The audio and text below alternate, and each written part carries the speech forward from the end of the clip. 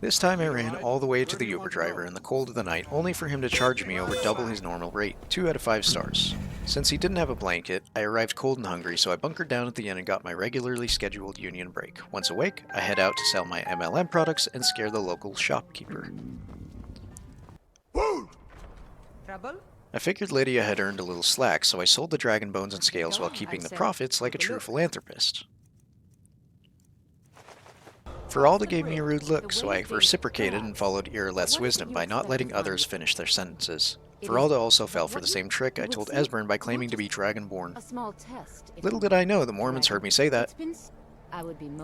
They denounced my heretical ways. This was bad. Skywimp could not endure disagreement. I gave Feralda an earful and she was pleased and let me escape the rantings of those who could appear by saying the name who shall not be named. Hint, it's not Voldemort. By some miracle the rantings lasted so long I was able to get away.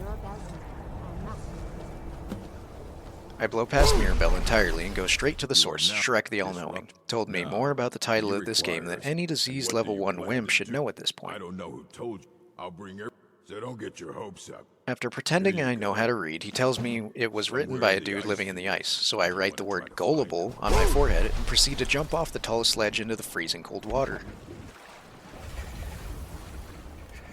As it turns out, one only needs to have hypothermia to meet Septimus. He knows you can know.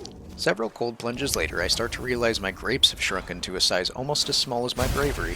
This is reflected by how sharply fast my health was disappearing. Then I nearly died for the first time since starting this run, only to run into some wild wolves. Fortunate for me, they were worse off than I was in these conditions and went down pretty fast.